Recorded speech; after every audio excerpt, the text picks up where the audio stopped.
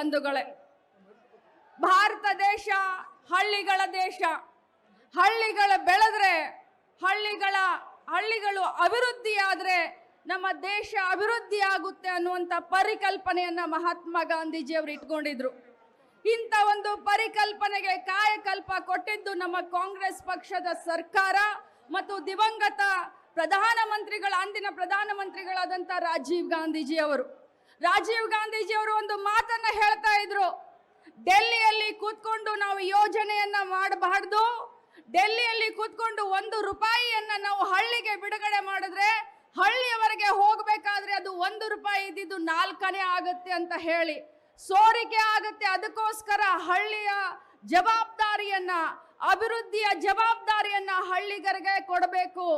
ಗ್ರಾಮ ಸ್ವರಾಜ್ಯಕ್ಕೆ ಕಾಯಕಲ್ಪವನ್ನ ಕೊಡಬೇಕು ಅಂತ ಹೇಳಿ ಗ್ರಾಮ ಪಂಚಾಯಿತಿಗೆ ಶಕ್ತಿಯನ್ನ ತುಂಬುವಂತ ಕೆಲಸ ಮಾಡಿದ್ರು. ಮುಂಚೆ ಈ ಒಂದು ಮಹಾತ್ಮ ಗಾಂಧೀಜಿ ರಾಷ್ಟ್ರೀಯ ಗ್ರಾಮೀಣ ಉದ್ಯೋಗ ಖಾತ್ರಿ ಬರೋಕ್ಕಿಂತ ಮುಂಚೆ ಪಂಚಾಯಿತಿಗಳನ್ನ ಯಾರು ಕೇಳುವಂತ ಒಂದು ಇದು ಇರಲಿಲ್ಲ. ಕರೆಂಟ್ ಬಿಲ್ ಅನ್ನ ಕಟ್ಟಲಿಕ್ಕೆ ಕೂಡ ಆ ಹೊತ್ತಿನಲ್ಲಿ ಕಷ್ಟ ಪಡ್ತಾ ಇದ್ವು ಗ್ರಾಮ ಪಂಚಾಯಿತಿಗಳು. ಆದ್ರೆ 20 ವರ್ಷದ ಹಿಂದೆ ಯಾವಾಗ ಮಹಾತ್ಮ ಗಾಂಧೀಜಿ ರಾಷ್ಟ್ರೀಯ ಗ್ರಾಮೀಣ ಉದ್ಯೋಗ ಖಾತ್ರಿ ಬಂತೋ ಅಲ್ಲಿಂದ ಇಲ್ಲಿಯವರೆಗೆ ಹಳ್ಳಿಗಳ ಬೆಳವಣಿಗೆ ಆಗ್ತಾ ಇದೆ.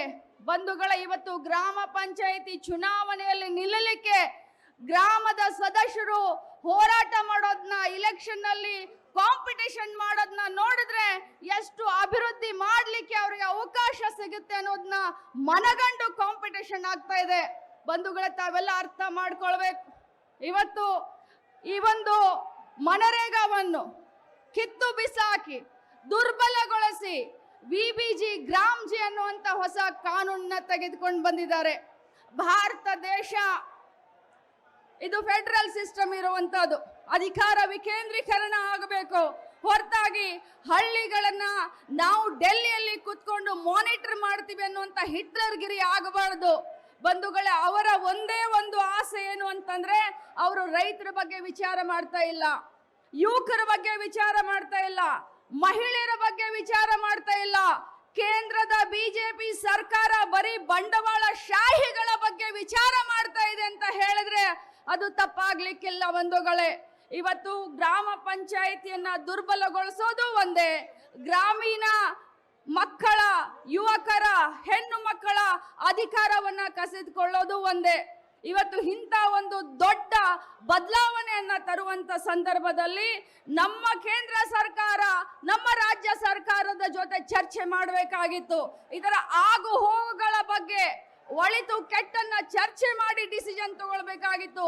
ಆದ್ರೆ ತರಾತುರಿಯಲ್ಲಿ ಕೇವಲ 8 ಗಂಟೆ ಚರ್ಚೆ ಮಾಡಿ ಇದನ್ನ ನಮ್ಮ ಮೇಲೆ ಒತ್ತಾಯ ಪೂರ್ವಕವಾಗಿ ಹೇರಿಕೆ ಮಾಡಿದ್ದಾರೆ ಅಂತಂದ್ರೆ ಇದರ ಒಳಮರ್ಮ ಏನು ಅಂತ ನಾವು ಅರ್ಥ ಮಾಡ್ಕೊಳ್ಬೇಕು. ಬಂಧುಗಳೇ, ನಿನ್ನೆ ತಾನೇ ಗಣರಾಜ್ಯೋತ್ಸವವನ್ನ ನಾವು ನೋಡಿದಿವಿ. ನಮ್ಮ UPA ಸರ್ಕಾರ ಇದ್ದಾಗ, ಕಾಂಗ್ರೆಸ್ ಪಕ್ಷದ ಸರ್ಕಾರ ಇದ್ದಾಗ ವಿರೋಧ ಪಕ್ಷದ ನಾಯಕರಿಗೆ ಘನತೆಯನ್ನ, ಗೌರವವನ್ನ ಕೊಟ್ಟು ನಡೆಸ್ಕೊಳ್ತಾ ಇದ್ವಿ. ಅದು ನಮ್ಮ ಕಾಂಗ್ರೆಸ್ ಪಕ್ಷದ ಕಲ್ಚರ್ ಅಂತ ಹೆಮ್ಮೆಯಿಂದ ಹೇಳಲಿಕ್ಕೆ ಬಯಸ್ತೇನೆ.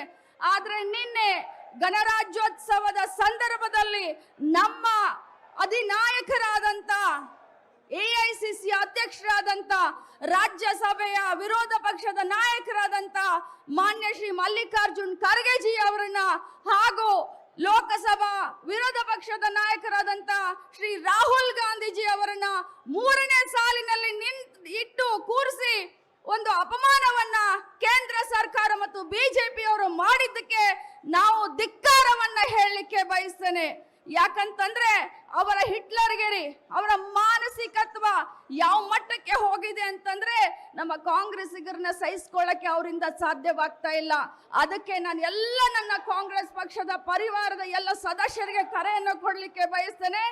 ನೀವು ಈ ಹೋರಾಟವನ್ನ ಬೀದಿಯಲ್ಲಿ ನಾವು ಮಾಡಬೇಕಾಗತ್ತೆ. ಯಾಕಂತಂದ್ರೆ ನಮ್ಮ ಪಕ್ಷವನ್ನ ಉಳಿಸ್ಕೊಂಡ್ರೆ ಈ ದೇಶವನ್ನ ಉಳಿಸ್ಲಿಕ್ಕೆ ಸಾಧ್ಯವಾಗುತ್ತೆ ಅನ್ನುವಂತ ಮಾತನ್ನ ಹೇಳ್ತಾ, ಈ ಒಂದು ಬೃಹದಾಕಾರವಾದಂತ ಪ್ರತಿಭಟನಾ ರ್ಯಾಲಿಗೆ ತಾವೆಲ್ಲರೂ ಬಂದು ಇಷ್ಟೊಂದು ಸಂಖ್ಯೆಯಲ್ಲಿ ಪಾಲ್ಗೊಂಡು ನಮ್ಮ ಮಹಾತ್ಮ ಗಾಂಧೀಜಿ ರಾಷ್ಟ್ರೀಯ ಗ್ರಾಮೀಣ ಉದ್ಯೋಗ ಖಾತ್ರಿಗೆ ಬೆಂಬಲವನ್ನ ಸೂಚಿಸಿದಕ್ಕೆ ತಮಗೆಲ್ಲರಿಗೂ ಕೂಡ ನಾನು ಅಭಿನಂದನೆಯನ್ನ ಮತ್ತು ಧನ್ಯವಾದವನ್ನ ಹೇಳಿ ನನ್ನ ಮಾತನ್ನು ಮುಗಿಸ್ತೀನಿ. ಜೈ ಹಿಂದ್. ಗ್ಯಾರಂಟಿ ನ್ಯೂಸ್, ಸುದ್ದಿ ಖಚಿತ, ನ್ಯಾಯ ನಿಶ್ಚಿತ.